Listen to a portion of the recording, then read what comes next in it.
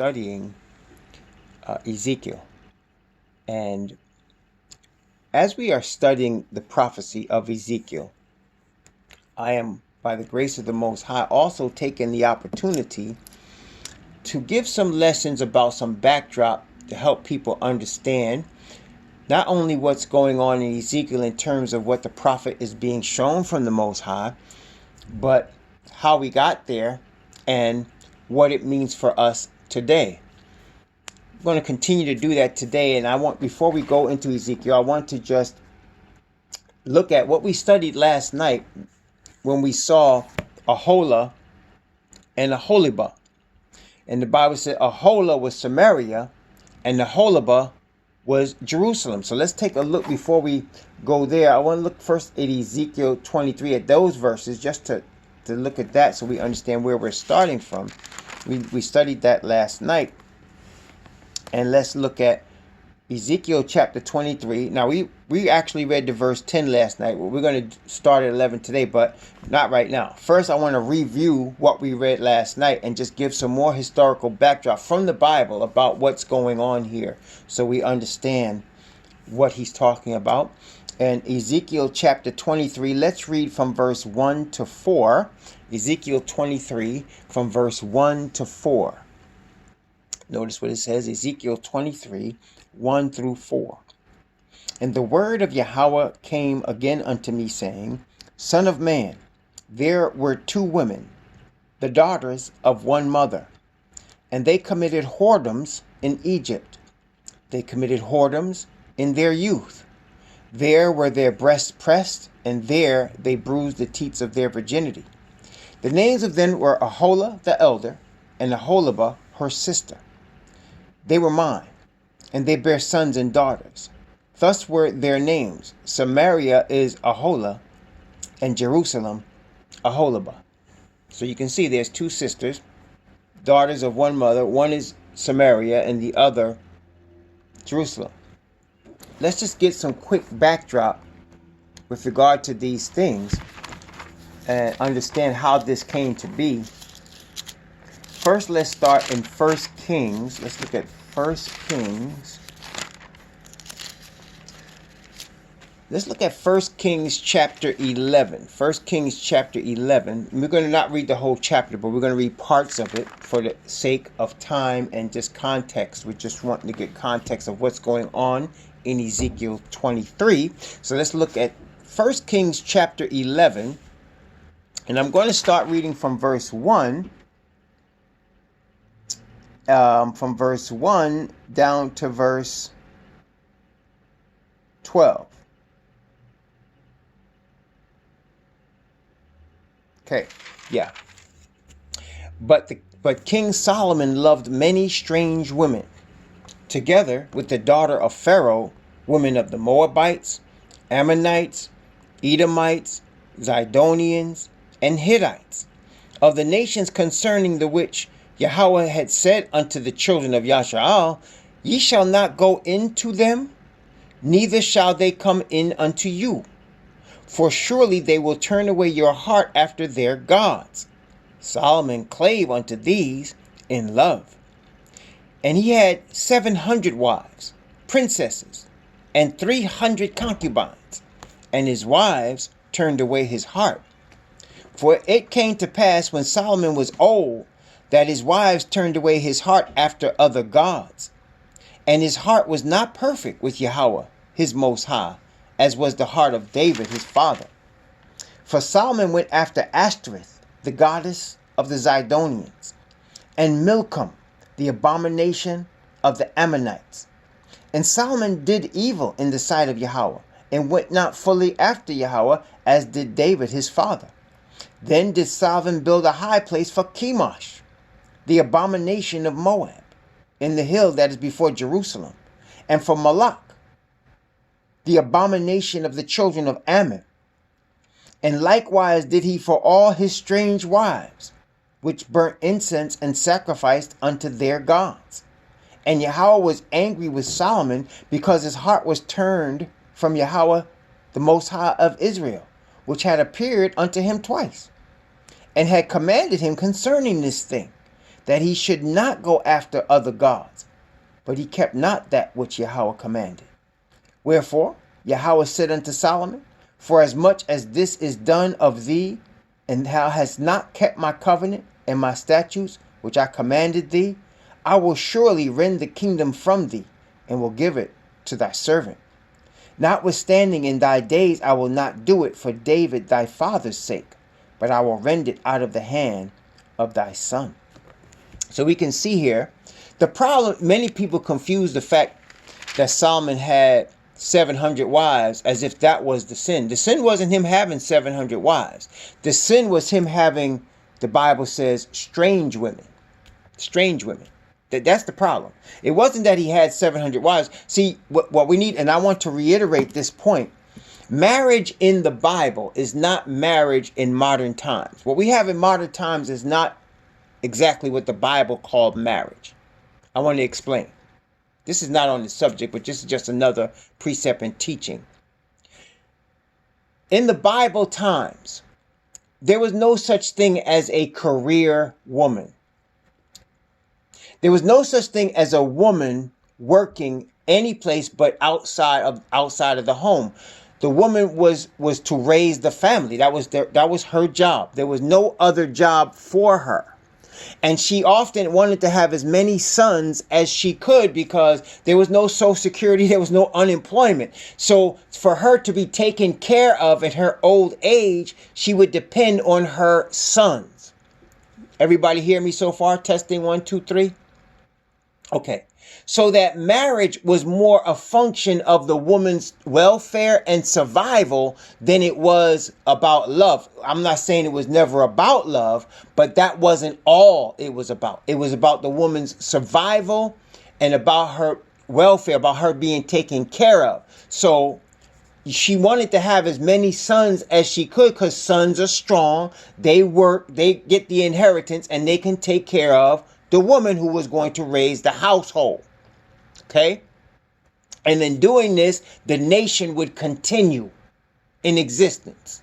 The nation itself would continue. Okay? That's the object. So now when a man was a king or a very wealthy man, many women wanted to marry him and have sons because that man was able to afford to take care of her and her children. And if she had a lot of sons for this man, they would become princes. They could also inherit from the king, and they would also take care of their mother. Everybody with that so far? Y'all understand that? Testing 1, 2, 3. Everybody understand that? That was the object of marriage. And that's why they were often, most times, arranged, because the parents wanted to make sure that their daughter was taken care of. So therefore, they would arrange marriages with other families to a son that the parents thought would be able to care for the daughter. That was the object. Okay, so the daughter was being raised and reared to be able to understand the ways of the Most High, to teach her children the ways of the Most High, okay, and to be able to take care of her household, her husband, her household, her family. That's what she was supposed to do. And many people, again, we look at in today's society, it is so perverted, obviously. It's so perverted on many levels, not just one, but on many levels. It is so perverted that you don't have that anymore. That's not the situation anymore. Okay, that's not the situation. And people actually look down on that. Okay, but so Solomon had 700 wives and 300 concubines. Now, what is a concubine? A concubine obviously is different from a wife because they have a different scenario set up here. A concubine, though, is similar to a wife. She's not having any other man but that man. Okay, but she has also, how can I put this? She has the ability to take care of some of her own needs. Some of her own ways, you know. So in other words, she might have other support from other family aside from the man. So the man is helping support her, but he's not her sole support. Today it would be like this. I know y'all gonna think I'm crazy, but I'm just trying to illustrate how this works. So today you got a man, he's married to a woman, he makes a lot of money, and he has a woman on the side. The woman on the side works, and she knows that the man is married, and she don't care. She's not seeing nobody else. He's helping the woman on the side take care of some of her bills. She's taking care of some of her bills. He's not totally supporting her. He's totally supporting the wife, but he's not totally supporting the concubine. It's like a side chick, yeah. So he's helping, taking care of. She's not having no other man but that man. Now, truth be told, this scenario is played out millions of times all over the earth. I mean, we all know that's the truth, right? I mean, people don't want to admit that, but that scenario is played out millions of times all over the earth. Okay? And the side chick is not normally, somebody that would be like a harlot. She's not having a whole bunch of different men. She having this one man. Many times in our society, she want him to divorce his wife and be with her. But that's another story. But she knows he's married, and she knows he's working, and she's also taking care of herself. Sometimes if the man is very wealthy, even the side chick don't have to work. He takes care of his wife, and he takes care of her too. Like in the case of some of these professional athletes, when they're making tens of millions of dollars, they have, or some of these entertainers that get paid a lot of money, like rappers and actors, they have side chicks. They have children with these side chicks, and they take care of the children and the side chick because they got the money to do that. It's same as a mistress. Exactly. Same thing. Same thing. Same thing. Okay. So but now the problem, the Most High never condemned Israel. In fact, he made reference to the fact of how a man should handle his situation when there's two wives. He made mention of that in Deuteronomy. And he did warn that people shouldn't have too many wives. He said, don't multiply. He told the king, don't multiply wives. So Solomon was wrong in that regard. Because the law stated in Deuteronomy, don't multiply wives. Solomon did that. The Bible did make reference of two wives. Now, in today's society, for several reasons, more than one reason, but the number one reason in our culture, women just don't have, they don't think of marriage like that. In our culture, women think of marriage as love, and we're all in love and we're emotionally tied together. It's not about survival. Therefore, I'm emotionally tied to this man. I don't want him having sex with anybody else but me. Right? That's how it is. I don't care how bad we struggle. I don't care how rich we are. I don't care how bad the sister next to me is struggling. That's her business. This is my man. That's how we are today. That's it. And I'm not saying it's good or bad, but I'm just telling you that's how it is. That's the truth. That's how it is. So today you can't have, even though it's still happening today, it's still happening, but it's quiet. It's on the down low. It's quiet as kept. It's still happening, but it's still quiet as kept. Okay. Now, there are some, like myself, let me just use myself as an example. I'm a relatively poor man. I cannot afford more than my wife. I could barely take care of her. And not only that, when I married my wife, when I came together with her, I made a vow to the Most High that she would be my only woman. Because of my vow, I'm not going to have another wife. See? So I made that vow. And there are many men that make that vow and then go break it. That's the sin, when they make a vow and they go break the vow. That's a problem. But if you make a vow to just have this one woman, and that's your vow, the Bible says you keep the vow you made before the Most High. Period. Okay? So Solomon, but the problem with Solomon is he had strange women. A strange woman is women of these nations that worship other gods. Women of the nations that worship other gods, the Bible says, will turn away your heart after their gods.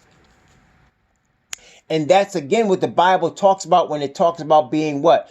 Unequally yoked together with unbelievers. When you're yoked together with an unbeliever, that unbeliever will cause your spiritual walk to be more difficult and it get in the way between you and your creator. So in today, we don't want to be connected with people in terms of a wife or a husband, if we can help it, that's not of our same faith, not of our, that worship. We don't want somebody that's not worshiping the Creator, not keeping His commandments, statutes, and judgments. We don't want somebody that's worshiping idols, because that will create friction, obviously, in the home. That's going to create more problems than two wives. Lots of problems. Okay, so Solomon had all these wives and concubines, but the problem was that they were strange women, and they were causing him to worship their gods. And he built houses for them. He built high places of worship for them. And they turned away his heart. Now, because of that, the Most High said to Solomon, I'm going to take the kingdom from you. I'm not going to do it in your lifetime because of your father, because of the promise to David, your father. But I'm going to give the kingdom to a servant of yours. That servant's name was Jeroboam. Let's look at this in the same 1 Kings chapter 11. 1 Kings chapter 11 from verses 26. From verse 26. Let's see. From verse 26 down to verse... I'm going to read from verse 26 down to verse 43. Yeah, to read from verse 26 down to verse 20. Just for you get the whole story. Okay, just for we get the whole story here. And Jeroboam, the son of Nebat, an Ephrathite of Zeradah, Solomon's servant, whose mother's name was Zeruiah, a widow woman, even he lifted up his hand against the king. And this was the cause that he lifted up his hand against the king. Solomon built Milo and repaired the breaches of the city of David his father. And the man Jeroboam was a mighty man of valor. And Solomon, seeing the young man that he was industrious, made him ruler over all the charge of the house of Joseph. And it came to pass that at that time Jeroboam went out of Jerusalem, that the prophet Ahijah, the Shilonite, found him in the way. And he clad himself with a new garment. And they two were alone in the field. And Ahijah caught the new garment that was on him and rent it in 12 pieces. And he said to Jeroboam, take thee 10 pieces. For thus saith Yahweh, the Most High of Israel, behold, I will rend the kingdom out of the hand of Solomon, and will give 10 tribes to thee. But he shall have 1 tribe for my servant David's sake, for Jerusalem's sake, the city which I have chosen out of all the tribes of Yasha'ah.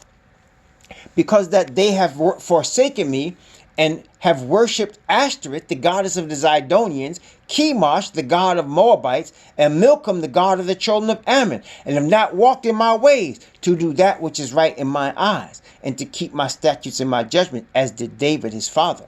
Howbeit, I will not take the whole kingdom out of his hand, but I will make him prince all the days of his life for David my servant's sake, whom I chose because he kept my commandments and my statutes. But I will take the kingdom out of his son's hand, and will give it unto thee, even 10 tribes. And unto his son will I give 1 tribe, that David my servant may have a light always before me in Jerusalem, the city which I have chosen me to put my name there. And I will take thee, and thou shalt reign according to all that thy soul desireth, and shalt be king over Yasha'ah. And it shall be, if thou wilt hearken unto all that I command thee, and wilt walk in my ways, and do that is right in my sight, to keep my statutes and my commandments, as David my servant did, that I will be with thee, and build thee a sure house, as I built for David, and will give Yasha'ah unto thee. And I will for this afflict the seed of David, but not forever. Solomon sought therefore to kill Jeroboam. And Jeroboam arose and fled into Egypt unto Shishak, king of Egypt, and was in Egypt unto the death of Solomon. And the rest of the acts of Solomon, and all that he did in his wisdom, are they not written in the book of the acts of Solomon? And from the time that Solomon reigned in Jerusalem over all Yasha'ah was 40 years. And Solomon slept with his fathers, and was buried in the city of David his father. And Rehoboam his son reigned in his stead. So now you can see Solomon, because of his sin, the Most High said, I'm going to give 10 tribes to Jeroboam, the son of Nebat. And of course, he warns Jeroboam. He says, first of all, I'm not giving you all 12 because I promised a light for David. As it turns out, Judah and Benjamin stayed, and that became the southern kingdom. And the 10 northern tribes became the northern kingdom. But I also want you to take note that Jeroboam, the son of Nebat, was from the tribe of Ephraim. That is no coincidence that he was of the tribe of Ephraim. This is going to become to pass as we read later in Ezekiel. This is no coincidence, because if you recall now, Ephraim, let me ask you first. Let me see if any of you all know. Why was Ephraim important? Why was it important that this man be from the tribe of Ephraim? Why was that important? Let me ask some of y'all first. Why was it important that he be from the tribe of Ephraim? He was an Ephrathite, and he said he was made, and Solomon made him head of the house of Joseph. But Most High gave him 10 kingdoms. Why was that important? Do y'all remember? Why was that important? Why was it important that this Ephraim might be the guy? There was an Ephraim, that somebody from the tribe of Joseph. Why was that important?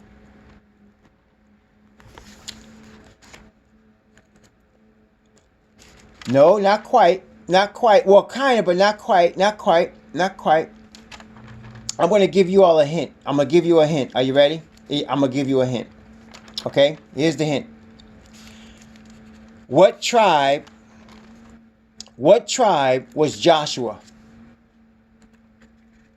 What tribe was Joshua?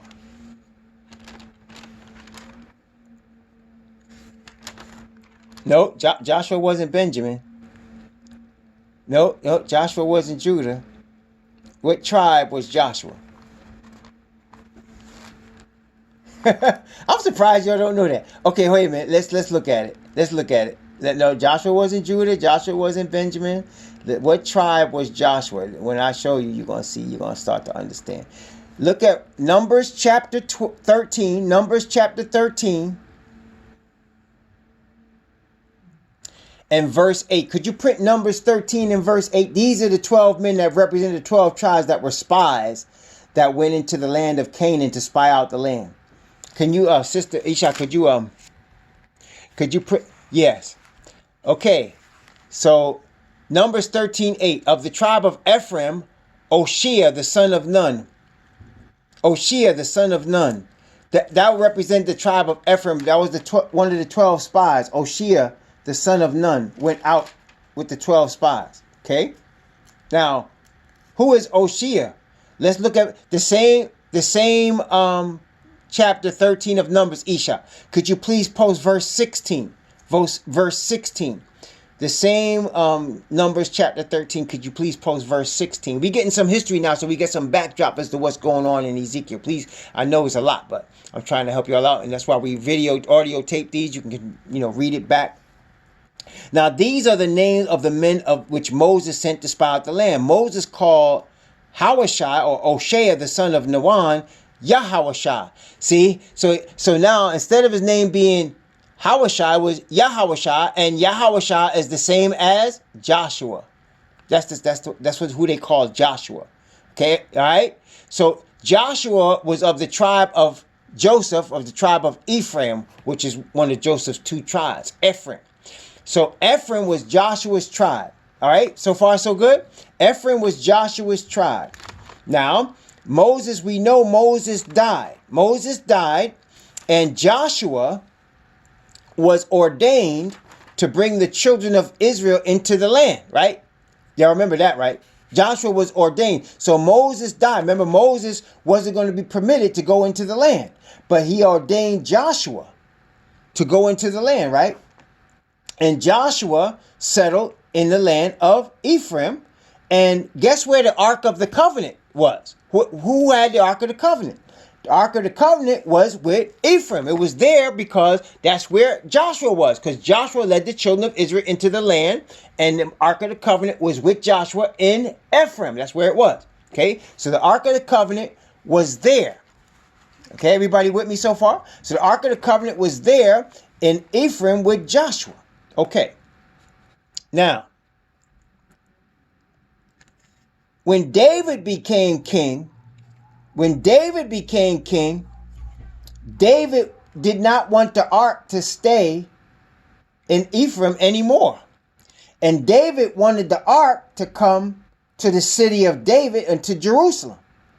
Okay? David wanted the ark to come to Jerusalem. So let me ask you all a question. If up until David,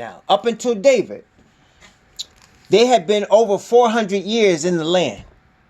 And the ark for over 400 years was in Mount Ephraim. So now David becomes king. And David says, I want the ark in Jerusalem.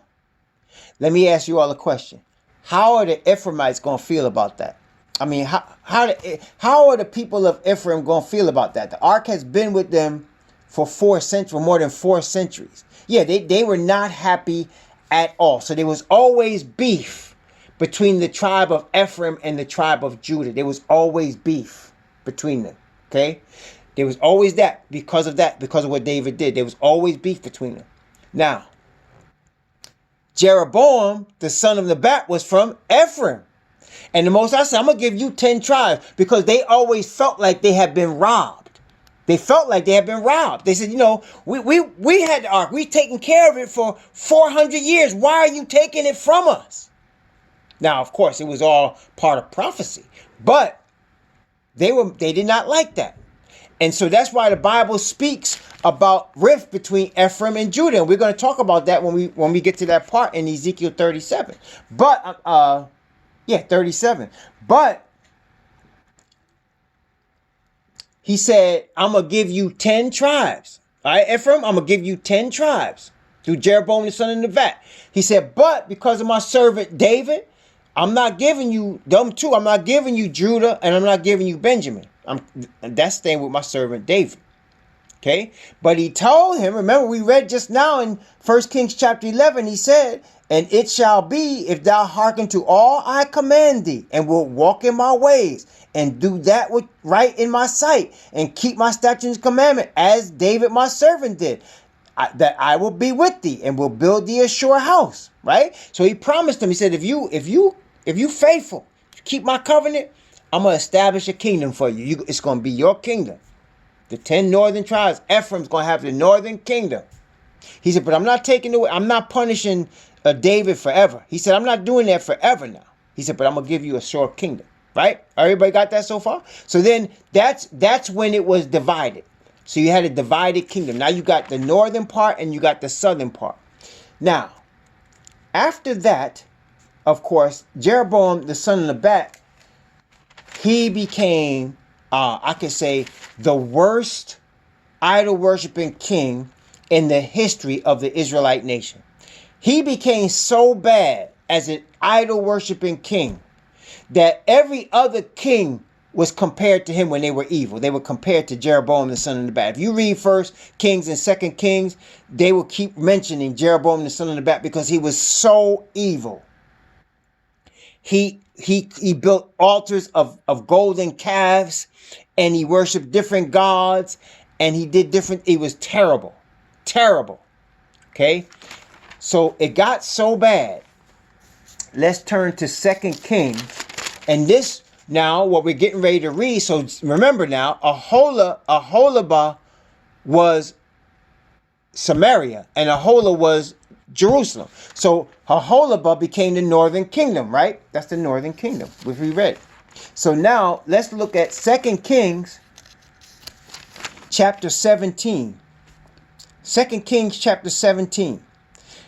This is talking about the northern kingdom. 2 Kings chapter 17. That was the kingdom of Jeroboam the son of Nebat. Okay, notice again, 2 Kings chapter 17. I'm going to begin at verse 7. Going to begin at verse 7 and go down to verse, let's see, 21. Actually, to verse 23. Yeah, from verse 7 down to verse 23. We're going to go through this now. Okay? All right. Follow me carefully now. Okay? Follow carefully.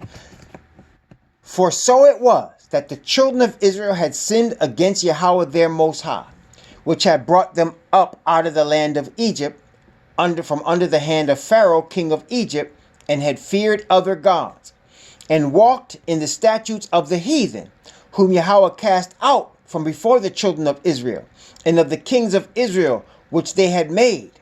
And the children of Israel did secretly those things that were not right against Yahweh their Most High. And they built them high places in all their cities, from the tower of the watchman to the fenced city. And they set them up images and groves in every high hill and under every green tree. And there they burnt incense in all the high places, as did the heathen whom Yahweh carried away before them, and wrought wicked things to provoke Yahweh to anger. For they served idols, whereof Yahweh had said unto them, Ye shall not do this thing. And yet Yahweh testified against Israel and against Judah by all the prophets and by all the seers, saying, turn ye from your evil ways, and keep my commandments and my statutes according to all the law which I commanded your fathers, which I sent to you by my servants the prophets. Notwithstanding, they would not hear, but hardened their necks, like the neck of their fathers, that did not believe in Yahweh their Most High. And they rejected his statutes and his covenant that he made with their fathers, and his testimony, which he testified against them. And they followed vanity, and became vain, and went after the heathen that were round about them, concerning whom Yahweh had charged them that they should not do like them. And they left all the commandments of Yahweh their Most High, and made them molten images, even 2 calves, and made a grove, and worshipped all the host of heaven, and served Baal. And they caused their sons and their daughters to pass through the fire, and used divination and enchantments, and sold themselves to do evil in the sight of Yahweh, to provoke him to anger. Therefore Yahweh was very angry with Israel, and removed them out of his sight. There was none left but the tribe of Judah only.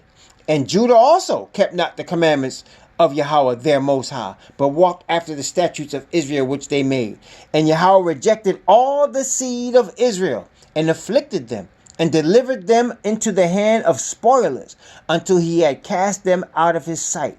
For he rent Israel from the house of David, and they made Jeroboam the son of Nebat king. And Jeroboam drave Israel from following Yahweh, and made them sin a great sin. For the children of Israel walked in all the sins of Jeroboam, which he did. They departed not from them, until Yahweh removed Israel out of his sight, as he had said by all his servants the prophets. So was Israel carried away out of their own land to Assyria unto this day. So we can see now the history. The kingdom was divided because of the sins of Solomon.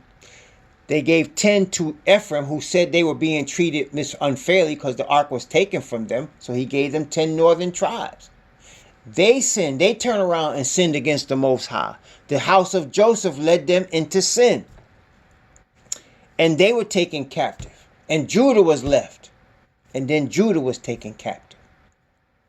Yes, exactly. That's exactly right. In fact, let's turn there. That's exactly right. I was exactly right. Let's look at Isaiah chapter 11. Let's look at that. That's exactly right. That exactly explains Isaiah chapter 11. Let's take a look at Isaiah 11. And let's look from verse 11 down to verse 13. Isaiah chapter 11, from verse 11 to verse 13. Notice what it says.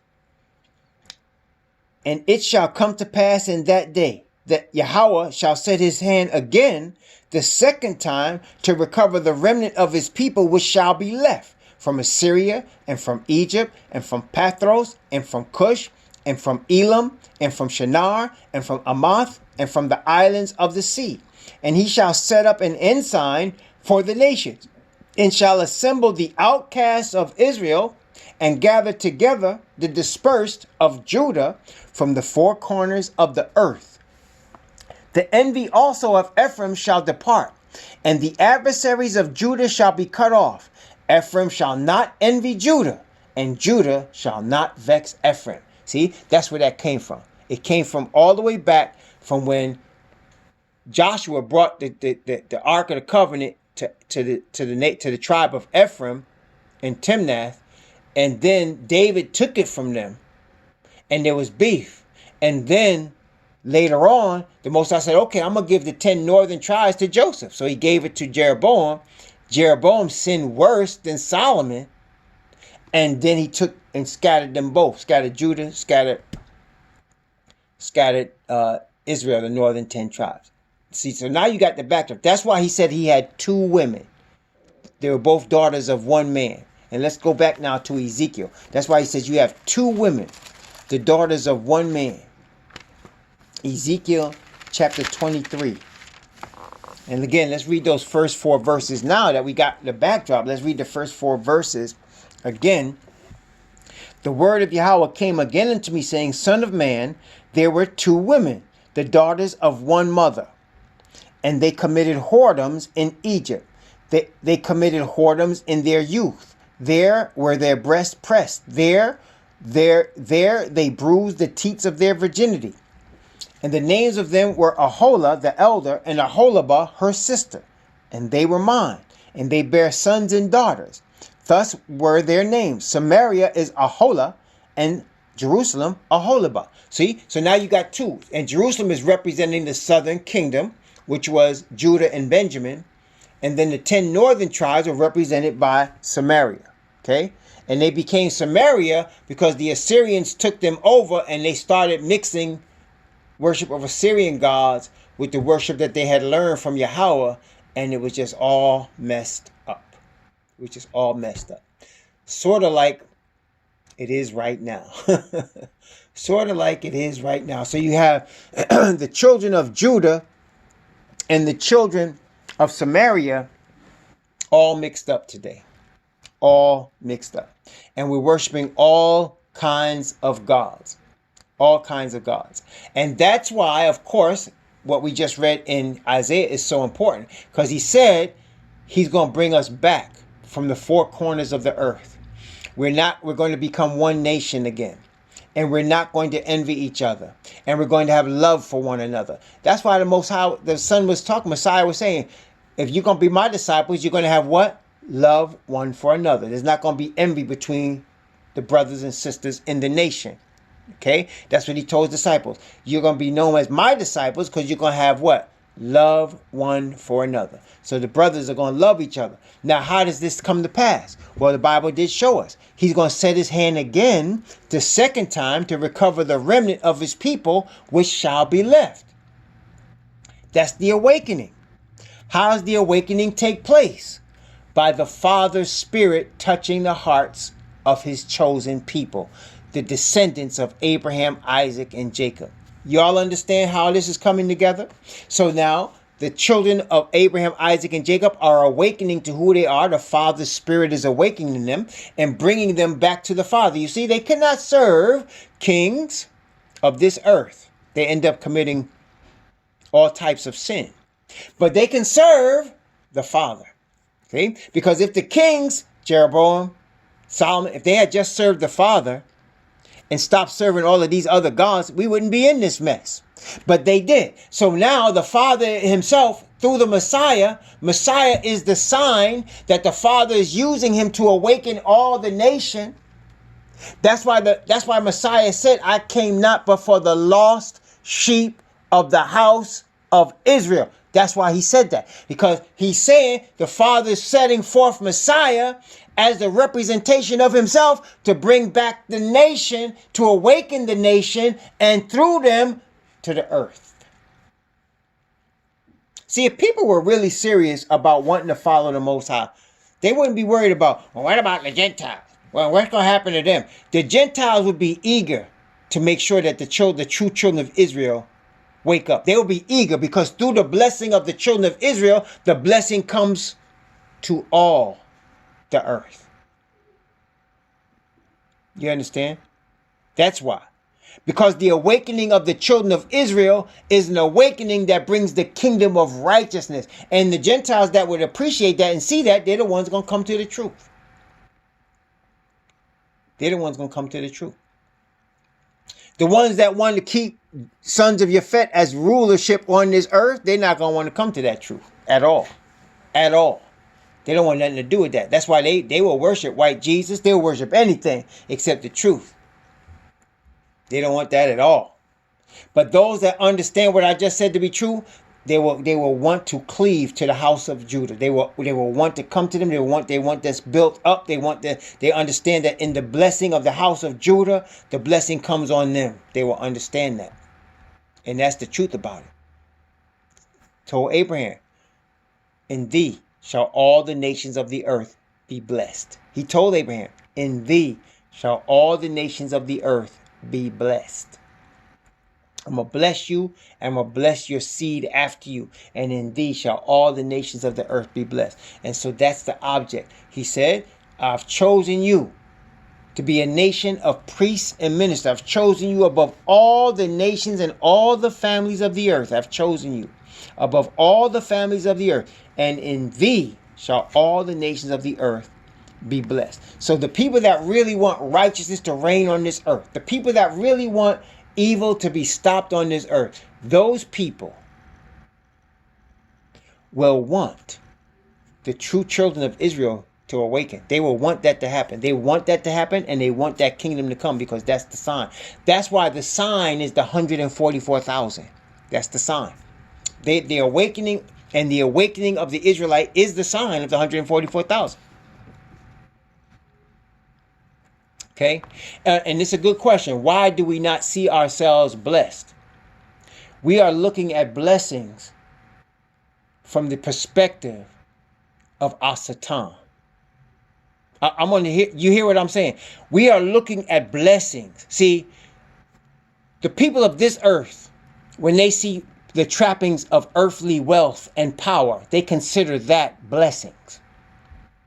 When they see that somebody has a big car, big house, entourage, that's blessing. That is not the kingdom of the Most High Yah. The blessing of the kingdom of the Most High Yah is his spirit of righteousness. And very few people value that spirit. Because to value that spirit, you're forsaking all else for it. And very few people will do that. Because you cannot have the wealth of this world and the Father's spirit. But the people that value righteousness, that want to see an end to sin, will seek the blessing of the true Israelite nation. They will want those people to awaken. Because then all murder ceases. All war will cease. All rape and sex trafficking and drug abuse will cease. No more need for prisons. No more need for police. No more need, no bombs, no guns after the kingdom is established. The people that want to see an end of all inequity want the awakening to move forward.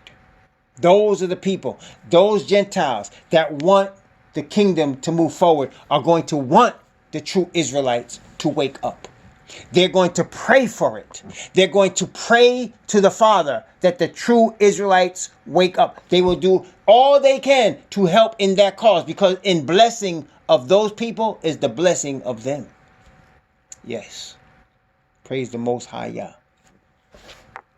So now, as we're looking here at Ezekiel, we have an understanding of what's going on. We see there's two women, Samaria and Jerusalem. Why are they two? Because they were divided after Solomon. Okay? We see Aholah, which represented Samaria. She played the harlot with Egypt. Not just Egypt, but the Bible mentions Egypt here. And she started worshiping all of their gods. And that's why he looks at her like she's a whore. See, brothers and sisters, but when the Bible mentions whoredom, it's using that to illustrate the worship of other gods aside from the only true God. There's only one true God. There's no other aside from him. He says himself, I know not any. Okay? He says himself, there's no other God beside me, he says. I know not any. That's what he says. Because there's no other. When he told Abraham, I'm going to bless you, he said, I swear by myself. Why did he swear by himself? Because there's none higher that he can swear by but himself. He says, I swear by myself because there's none higher. He says, I know not any. So there's only one true God. And he has only chosen one people. Above all people of the earth, he's chosen one nation. Okay? And he doesn't change. He's not changing his mind.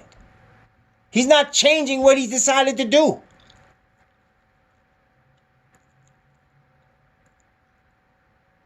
So, when you worship any other God, he considers it whoredom, adultery, fornication. Because the first commandment of all is thou shalt have no other gods before me. That's the first thing he told his children. That's the first thing he said.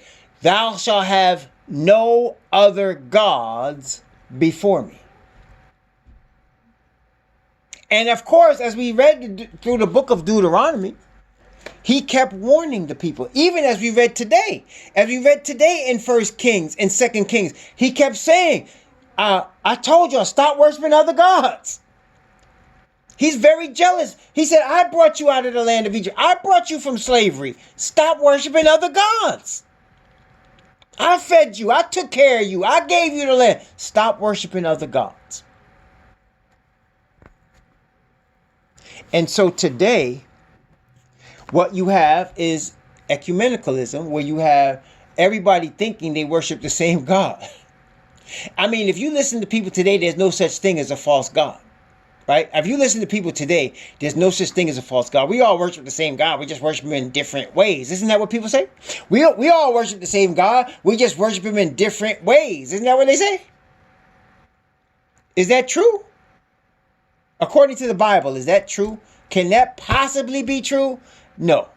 It is not true. There's only one God, and he has one way to him, and he has told us that way. I mean, if you don't believe me, ask Cain and Abel.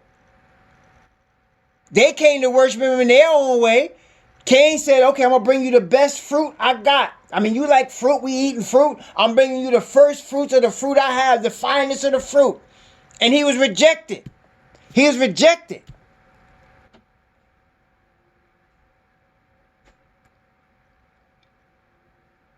Okay? But Cain was rejected. Abel was accepted. Why? Because he required a first fruit. He required a firstborn lamb. And Abel brought that, and it was accepted. You can't come just anyway. You can't worship. Say, I'm a Baptist and you a Pentecostal and we both serve the same God. Well, yeah, if that's Asatan, you're right. But it's not the creator. It's not the creator. You could say, I'm Mormon and you SDA. We worship the same God. Well, you're right. If it's Asatan, but it's not the creator.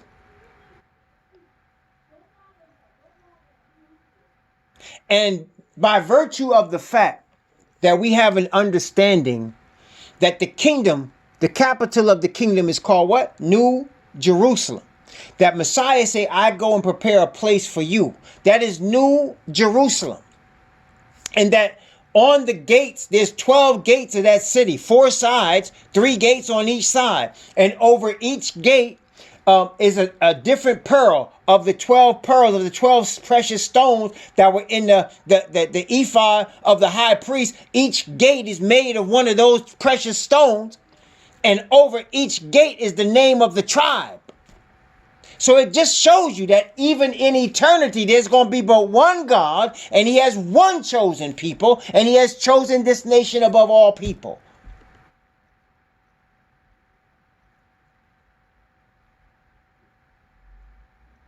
See that?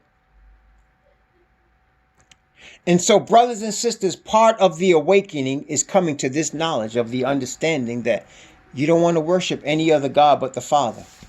You want to keep his commandments. You want his spirit on you. And we all understand we're all ignorant. All of us coming out of darkness into his marvelous light. All of us coming out of darkness into his marvelous light. All of us coming from being deceived. All of us are. So we're learning. But the object is the same for all of the true people of the Most High. The object is the same. We want to keep the commandments of Yah. We want to just worship this one God. We want him, his spirit resting on us. We want to give him the honor, the glory, and the praise with every breath we have on this planet. And we want all our sin removed. And Father say, oh, you want all your sin removed? You need my son. Through him, all your sin is removed. And I will put my spirit on you. Through him, all your sin is removed. And I will put my spirit on you and cause you to walk in my commandments, statutes, and judgments, and ye shall keep them and do them. That's what he said. Praise the Most High Yah.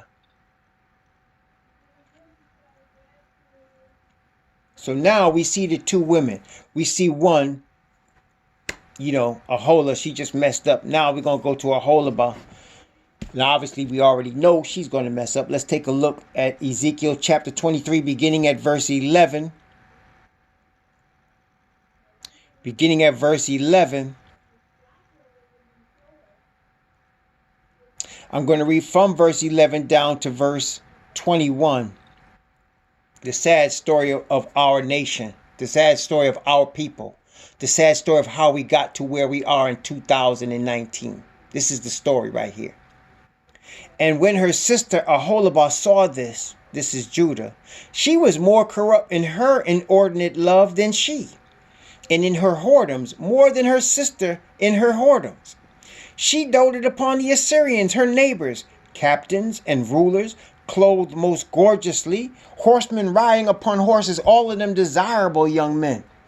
Then I saw that she was defiled, and they took both one way. And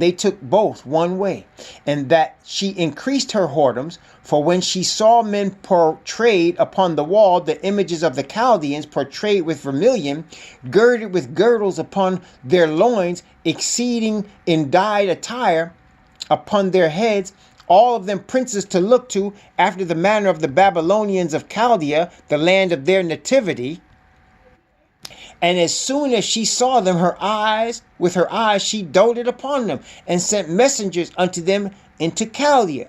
And the Babylonians came to her into the bed of love, and they defiled her with their whoredom, and she was polluted with them, and her mind was alienated from them. And so she discovered her whoredoms and discovered her nakedness. Then my mind was alienated from her, like my mind was alienated from her sister. Yet she multiplied her whoredoms, and calling to remembrance the days of her youth, wherein she played the harlot in the land of Egypt. For she doted upon their paramours, whose flesh is as the flesh of asses, and whose issue is like the issue of horses. Thus thou callest to remembrance the lewdness of thy youth, in bruising thy teats by the Egyptians for the paps of thy youth. You remember, as we read earlier in chapter 20 of Ezekiel, how the Bible said that they got so carried away with the idols of Egypt that it came to the mind of the Most High to destroy them in the midst of Egypt. You remember that? We read that in Ezekiel chapter 20. That they got so carried away with the idols of Egypt that it came to the mind of the Most High, maybe I should just destroy them in the land of Egypt. But he said he didn't do it for the heathen's sake and for the promise of the fathers that he had promised before. He didn't do it. Brought them out. And again, we bring that to today. We are in our enemies' lands. That's where we are. And why are we in our enemies' lands? We are scattered in our enemies' lands because of what we read about today, because of the sins of our fathers. Because of the sins of our fathers. First of all, I want to make sure y'all got that part. Because the sins of our fathers, we are in our enemy's land today and treated poorly. The bottom line, we are treated poorly in our enemy's land. We don't, when you're a Hebrew in the United States of America, you don't wake up with rights. You got to earn your rights. And they consider it a privilege if they decide to grant you your right. You may have to march to get equal rights with the people that are from Europe. You might have to march. You might have to get strung up. You might have to get assassinated in order to try to get your rights. You still ain't gonna get them, but in order to try to get them, that's how you got it. That's how you got to roll. Am I lying, or is that what's happened? We don't get treated right here. We don't get treated right. We're afraid to go outside. If you're a black male, what are you going outside for at night? For what? To get shot by a cop because you raised your hand and said don't shoot? Huh? No. Brothers and sisters, it's because of the sins of our fathers that we're in this situation. It's because of the sins of our fathers. But praise the Most High, because of his promise to David, because of his promise to Abraham, Isaac, and Jacob, he said he's not going to punish us forever. He's not going to leave us unpunished, but he's not going to punish us forever. And Daniel showed us. He said the time is long. He said the time is long, and it was long. It's been over 2,000 years. The time is long. Okay? The time is long. He said it. So the time is long until the sanctuary is cleansed. The time is long. And here we are. And here we are at the end. Here we are.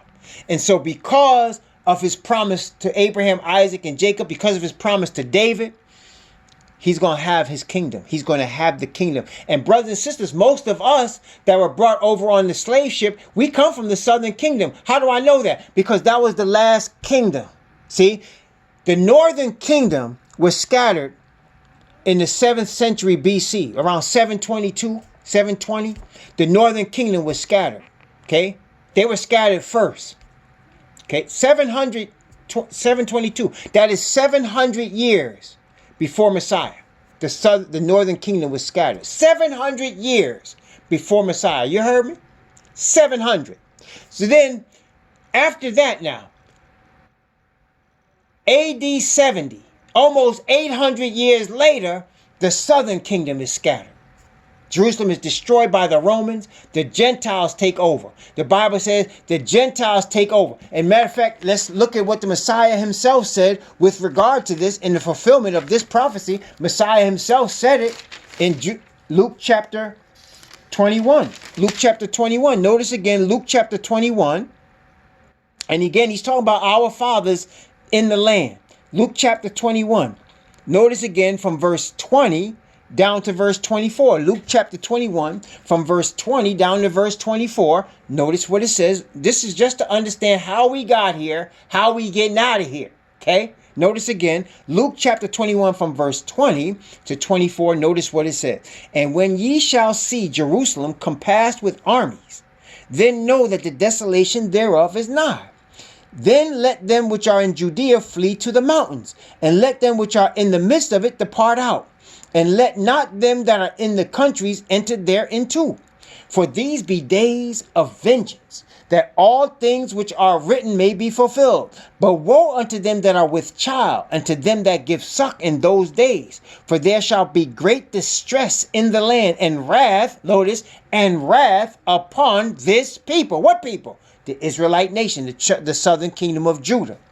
And they shall fall by the edge of the sword, southern kingdom of Judah, and shall be led away captive into all nations. And Jerusalem shall be trodden down of the Gentiles until the times of the Gentiles be fulfilled.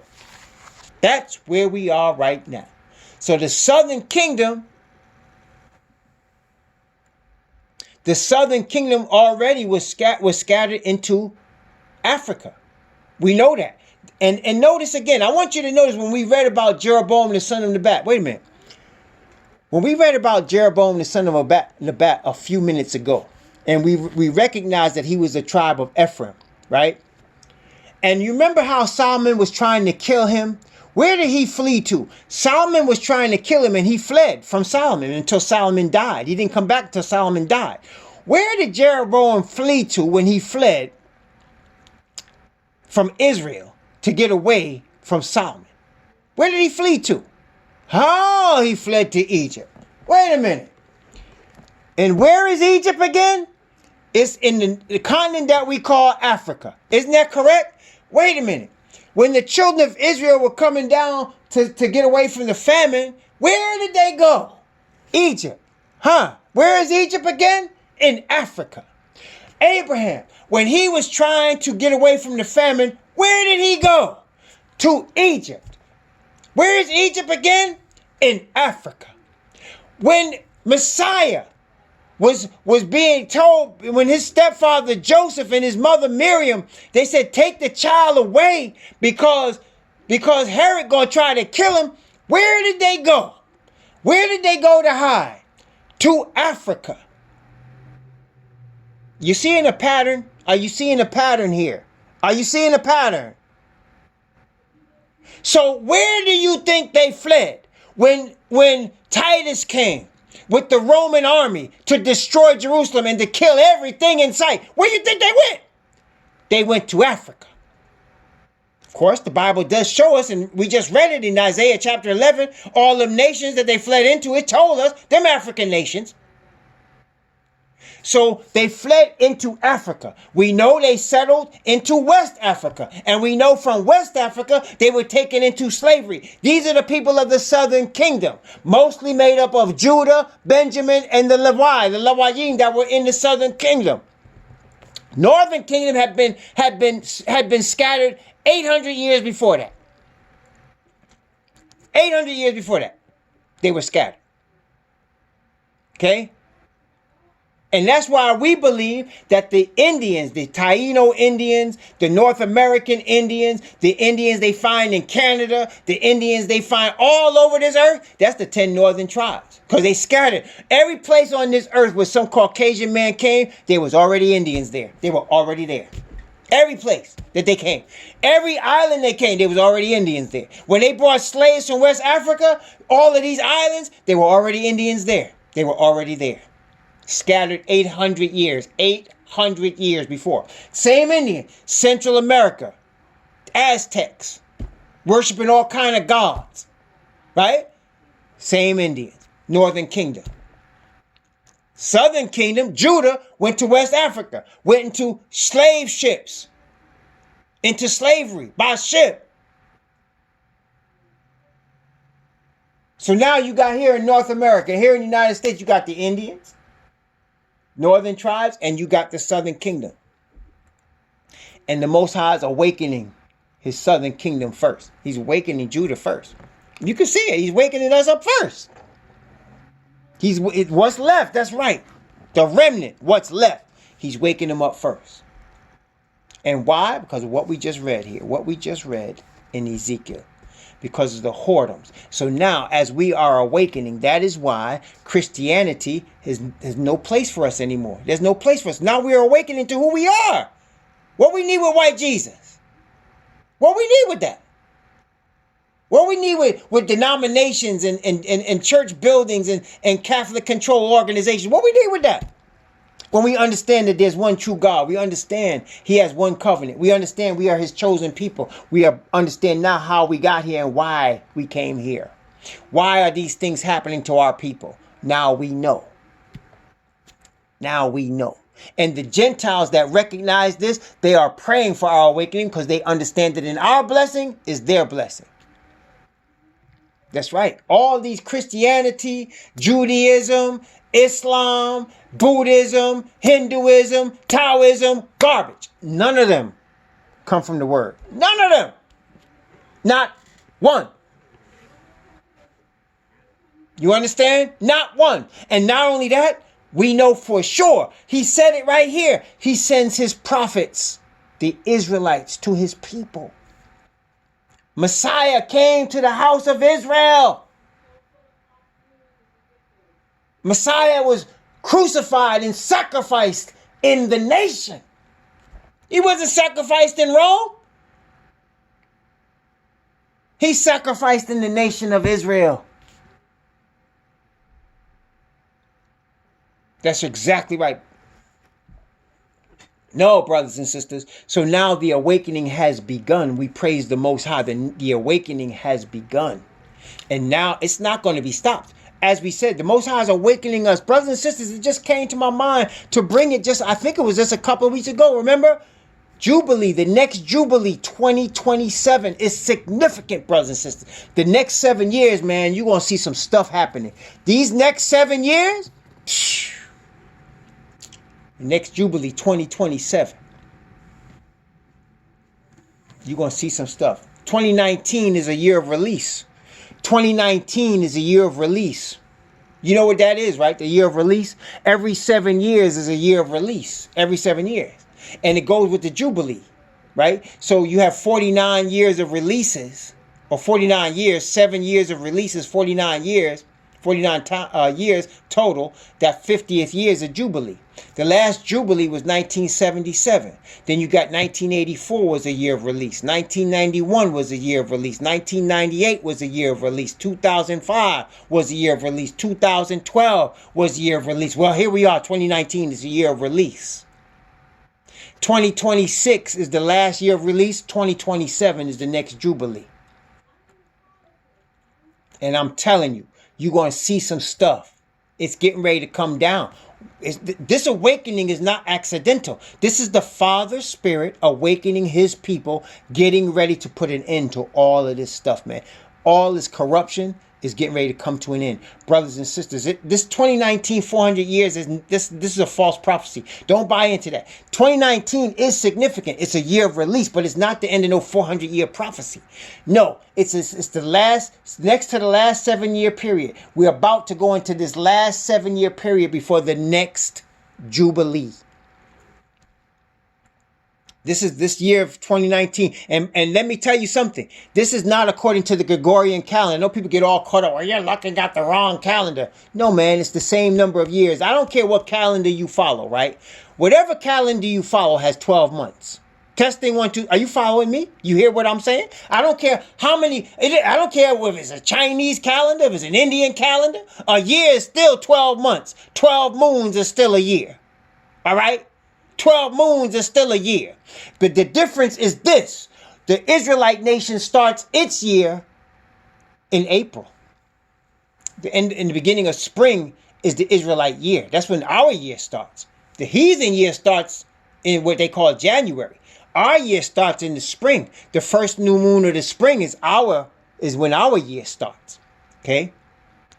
Okay? So our year starts right here in the spring. This is the beginning of the 7th year. The 7th year. This is the year of release. Oh yeah. Oh yeah.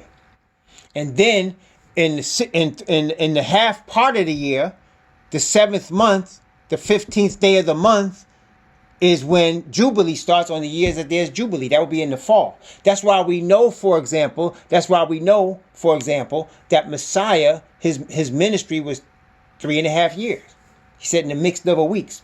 He was baptized. 3.5 years later, he was crucified, according to Daniel's prophecy, in the spring. He was crucified during the Passover. All you got to do back now, go back half a year, and you know he was born in the fall. He wasn't born in no December.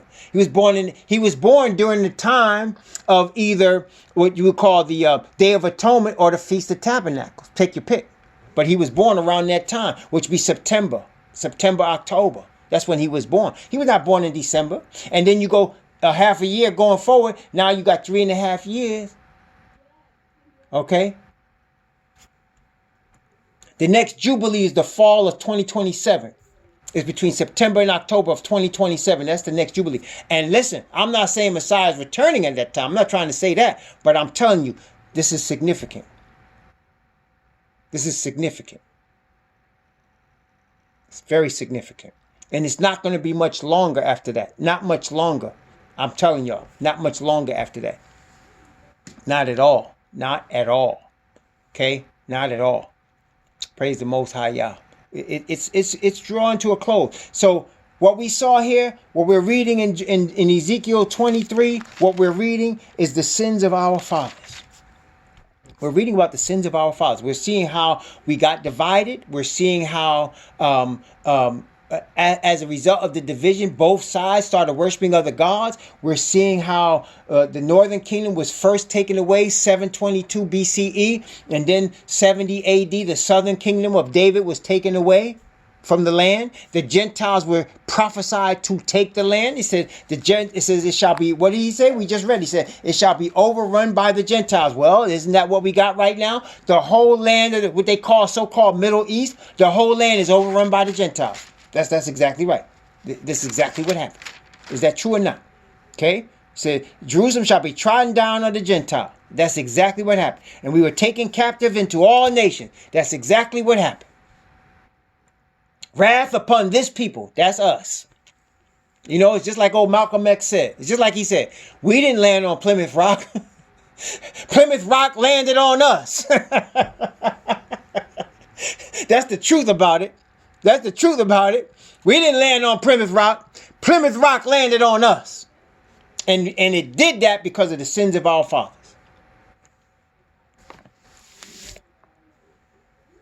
And we're about to get out of this because the awakening is the sign. The awakening of the Israelite nation is the sign. The winds. I don't care. You know, the other day I read Putin in Russia talking about, we're going to redevelop our nuclear weapons and we won't shoot them off unless the U.S. shoots theirs off. Don't get caught up and scared with this stuff. You're going to hear more and more of this. Didn't Messiah say you're going to hear of wars and rumors of wars? You're going to hear more and more of this. This is a global conspiracy, brothers and sisters. Don't get caught up in it. As long as the 144,000 need to be sealed, them winds are going to be held back. Because he's going to have his 144,000. They're going to bring forth his message of pure righteousness and truth. It's going to come. It is already started. Okay? And it's going to get louder, more distinct, and more powerful. And that's what I'm saying. You're going to hear the fullness of the 144,000 by 2027. That's what I'm saying. You're going to hear the fullness of that power. That's exactly right. Distractions of fear. That's exactly right, Octavia. That's exactly what it is. That's exactly what it is. Don't need to fear man. Don't need to fear the things of this earth. When you are ready to die for the Father's Spirit, when the Father's Spirit really takes possession of you, right? And all you care about is his glory, okay? Then you know what? You can go about your daily routine and whatever happens is going to happen. You understand? You go about your daily routine. You're a law-abiding citizen. You do what you need to do. But whatever happens is going to happen. You're not worried about that because you want to bear witness for the Father. And whatever the wisdom of the Father decides is good with you and me. It's good with us. And we know as that spirit is coming upon us, we don't worry about death. We don't worry about nothing on this earth because we know the kingdom is coming. If I was to die today, I know that in a very short period of time, and I'm telling you within like 12 years, it's over. My sleep is going to be quick. Exactly. So brothers and sisters, we rolling up on this thing. And right now we're looking at the sins of our fathers. It reminding us of where we are. And that's what I want to use Ezekiel 23 for, to remind us how we got here. And also in doing that, how we are getting out. Because Ezekiel is not only telling us how we got here, he's also going to explain very clearly how we get out. He's going to show us that. Okay?